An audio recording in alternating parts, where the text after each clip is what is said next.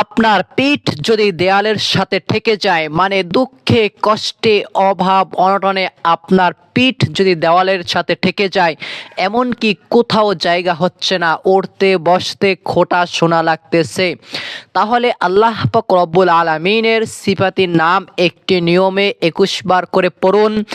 ইনশাআল্লাহ আল্লাহ পাক রব্বুল আলামিন আপনার যত বড়ই বিপদ হোক না কেন, আল্লাহ পাক রব্বুল আলামিন কুদরতিভাবে আপনাকে সাহায্য করবে। প্রিয়দিনী ভাই ও বোনেরা, এই আল্লাহ পাক রব্বুল আলামিনের সিফাতি নামটি ফজরের সুন্নাত নামাজ পড়ে এই নিয়মে আমলটি যদি করতে পারেন, আপনি যদি অনেক বড় ঋণ হয়ে থাকেন, ঋণের চিন্তায় ঘুম নাই, খাওয়া দাওয়া নেই, আল্লাহ পাক রব্বুল আলামিন এই ঋণের ব্যবস্থা করে দিবেন। আপনার সন্তান হচ্ছে না, আল্লাহ তাআলা উত্তম নেককার সন্তানের ব্যবস্থা করে দিবেন। আপনার পরিবারে সুখ শান্তি হচ্ছে না, আল্লাহ পাক রব্বুল আলামিন সুখ শান্তির ব্যবস্থা করে দিবেন। প্রিয়দিনী ভাই ও বোনেরা, আল্লাহ পাক রব্বুল আলামিনের 99টি সিফাতি নাম আছে এবং মানুষও এই 99টি বিপদের ভিতরে পড়ে থাকে। তাই আল্লাহ পাক রব্বুল আলামিনের যে 99টি সিফাতি নাম আছে, এই সিফাতি নামের এক একটি নামের এক একটি অর্থ, এবং আল্লাহ পাক রব্বুল আলামিন বলেছেন, তোমরা আমার যেই নামগুলো আছে, আল্লাহ তাআলা বলেছেন এই নামগুলো ধরে তোমরা আমাকে ডাকো। আল্লাহ পাক রব্বুল আলামিন কুরআনুল কারীমের ভিতরে বলেছেন, ওয়ালিল্লাহিল আসমাউল হুসনা ফাদউহু বিহা।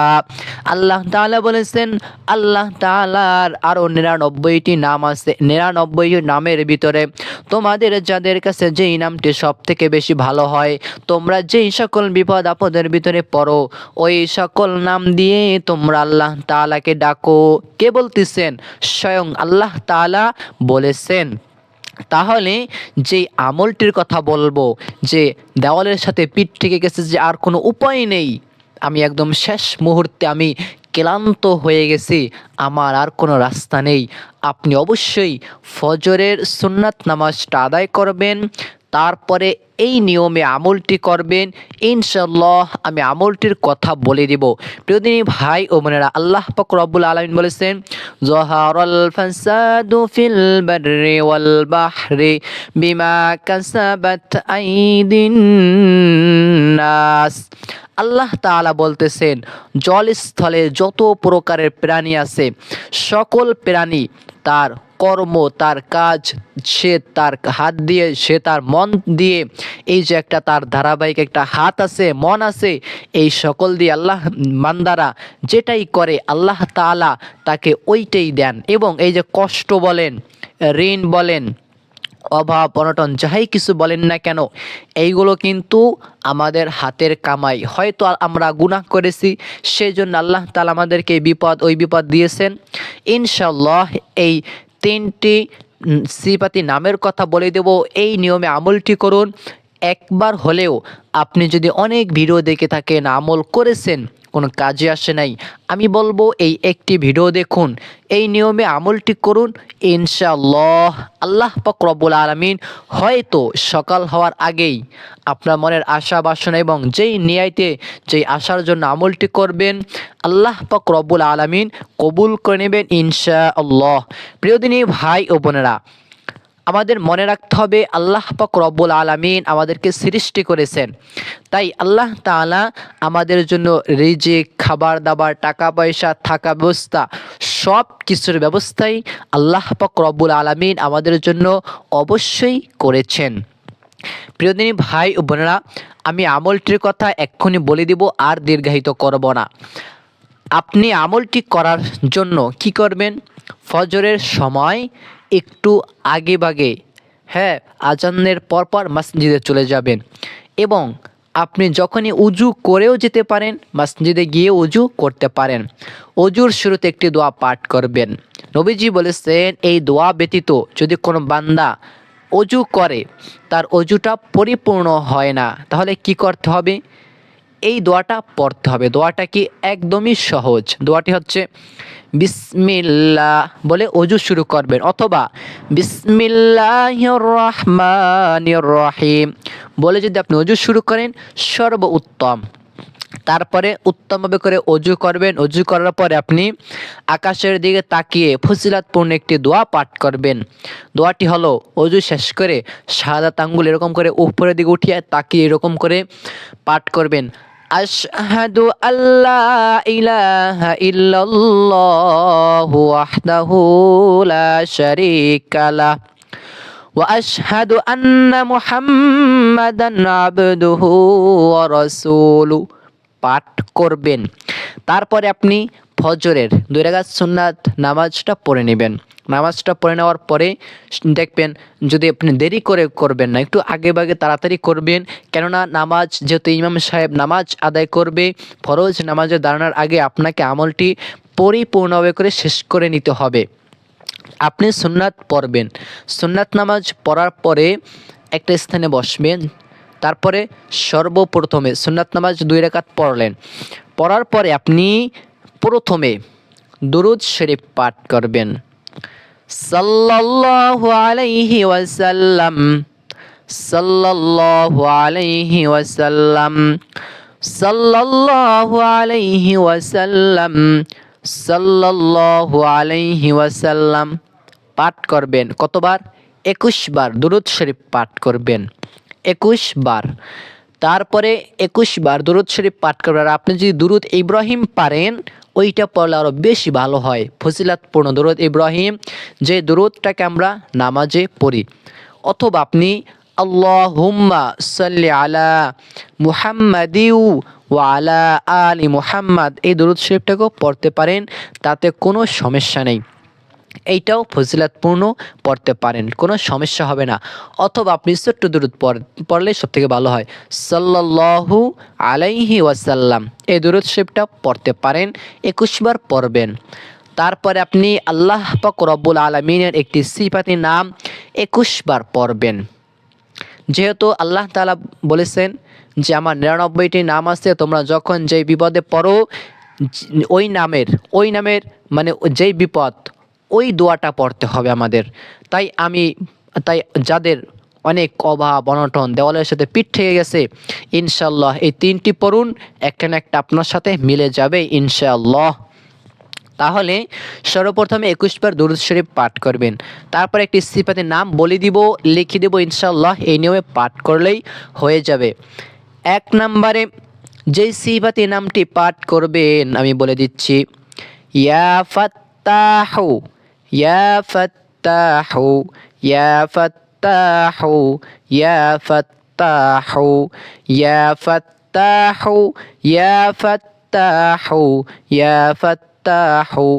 কতবার পড়বেন? 21 বার পড়বেন একটি দোয়া, ইয়া ফাত্তাহু। তারপরে দ্বিতীয় মানে 1 নম্বর দুরূদ শরীফ, 2 নম্বর ইয়া ফাত্তাহু 21 বার পড়বেন, দুটোটা 21 বার পড়বেন। তারপরে 3 নম্বরে একটি ইসমে আজমের দোয়া, আল্লাহ তাআলার সিফাতে নাম পাঠ করবেন। দোয়াটি হলো ইয়া মুইজ্জু, আবারও বলে দিচ্ছি, ইয়া মুইজ্জু, ইয়া মুইজ্জু, ইয়া মুইজ্জু, ইয়া মুইজ্জু। এইভাবে করে আপনি 21 বার পড়বেন। কতবার? 21 বার। কোন দোয়া? ইয়া মুইজ্জু, এই দোয়াটা 21 বার পর্যন্ত পাঠ করবেন। আবারও বলে দিচ্ছি, দোয়াটি হলো ইয়া মুইজ্জু। এই দ্বিতীয় মানে 3 নম্বরে এই দোয়াটা পড়বেন। 1 নম্বর দুরূদ শরীফ, 2 নম্বর ইয়া ফাত্তাহু 21 বার, দুরূদ 21 বার, ইয়া ফাত্তাহু 21 বার, তারপরে ইয়া মুইজ্জু 21 বার। তারপর আপনি 4 নম্বরে আরেকটি সিফাতি নাম পাঠ করবেন, খুবই ফজিলাতপূর্ণ। সেই সিফাতির নামটি হলো ইয়া কাবিদু, দদ দিয়ে শেষে দদ, ইয়া কাবিদু, ইয়া কাবিদু, ইয়া কাবিদু, ইয়া কাবিদু, ইয়া কাবিদু, ইয়া কাবিদু। এই নিয়মে আপনি 21 বার পর্যন্ত এই ইয়া কাবিদু পাঠ করবেন। 1 নম্বর দুরূদ শরীফ পড়বেন, তারপরে যে সিফাতির নামটি বলেছে ইয়া ফাত্তাহু 21 বার পড়বেন। হ্যাঁ, তারপরে ইয়া মুইজ্জু 21 বার পড়বেন। তারপরে ইয়া কাবিদু এই দোয়াটা 21 বার পড়বেন। তারপরে আপনি সর্বশেষে আপনি দুরূদ শরীফ পাঠ করবেন 21 বার সাল্লাল্লাহু আলাইহি ওয়াসাল্লাম, অথবা দুরূদ ইব্রাহিম পড়তে পারেন, অথবা এতটুকু পড়তে পারেন আল্লাহুম্মা সাল্লি আলা মুহাম্মাদ ওয়া আলা আলি মুহাম্মাদ।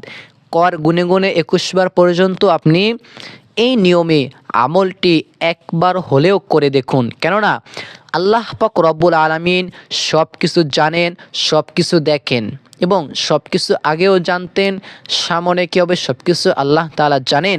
তাই আপনি আমি যেই বিপদেই পড়ি না কেন, আমরা একজনাকেই স্মরণ করব, আল্লাহ তাআলাকেই। আমরা অনেকেই অনেক আমল করি, কিন্তু সমস্যা হচ্ছে নামাজ পড়ি না। আমি বলবো নামাজও পড়বেন, আমলও করবেন, ইনশাল্লাহ আপনার আমল খুব দ্রুত কবুল হবে। আর যারা নামাজ পড়ে না আমল করে, তাদের আমলটা অত দ্রুত কবুল হয় না। একজন নামাজি ব্যক্তির আমল যতটা দ্রুত কবুল হয়, একজন বেনামাজির দোয়া আমল কোনোটাই অত দ্রুত আল্লাহ তাআলার কাছে কবুল হয় না। এবং আপনি কখনো হারাম খাবেন না। হারাম ইনকাম, হারাম আয় রোজগার, হারামভাবে ইনকাম করে আপনি খাবেন এবং আল্লাহ তাআলার কাছে দোয়া করবেন, আপনার দোয়া কখনো কবুল হবে না। কারণ আল্লাহ তাআলা বলেছেন যে হারাম বক্ষণকারীর দোয়া আল্লাহ তাআলার কাছে কবুল হয় না। যে ব্যক্তি হারাম খাবে, যে ব্যক্তি সুদ খাবে হারাম, যে ব্যক্তি ঘুষ খাবে হারাম, জেনে শুনে খাবে, আল্লাহ তাআলা তার দোয়াকে কোশ্চেন কালেও কখনো কবুল করবেন না। আবারও বলে দিচ্ছি, যারা হারাম খাবেন তাদের দোয়া কখনো কবুল হবে না, এবং যারা নামাজ আদায় করবেন না তাদের দোয়াও আল্লাহ পাক রব্বুল আলামিন কবুল করবেন না। যারা নামাজ পড়ে তাদের একটু দ্রুত কবুল হয়ে যায়, যারা নামাজ পড়ে না তাদেরটা দ্রুত হয় না, আস্তে আস্তে হয়। তাই আমি বলবো অবশ্যই এই নিয়মে একবার হলেও আমলটি করুন। আল্লাহ পাক রব্বুল আলামিনের কাছে যেই নিয়মে এই আমলটি করবেন, আল্লাহ তাআলা সকলের মনের আশা বাসনা, সকলের ইচ্ছা আশা আল্লাহ পাক রব্বুল আলামিন কবুল করুন। এবং যাদের পিঠ দেওয়ালের সাথে ঠেকে গেছে, আয় রোজগার হচ্ছে না, সংসার অভাব অনটন, দুঃখ কষ্ট, দুঃখ জ্বালা ছাড়া দুনিয়াদার কিছুই নেই, আল্লাহ তাআলা সকলকে দুঃখ জ্বালা থেকে, অভাব অনটন থেকে আল্লাহ তাআলা হেফাজত করুক। আমাদের সকলের জীবনে আল্লাহ তাআলা সুখ শান্তিময় করুক। সবাই বলুন আমিন। যেই নিয়মে আমলটি করবেন, আল্লাহ তাআলা যেন সবার আমলকে কবুল করে নেন।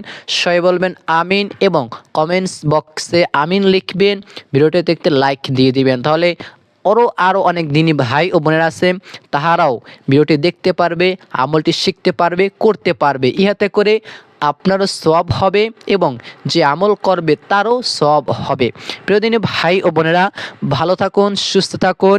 আমি এই জায়গায় বিদায় নিচ্ছি। আসসালামু আলাইকুম ওয়া রাহমাতুল্লাহ।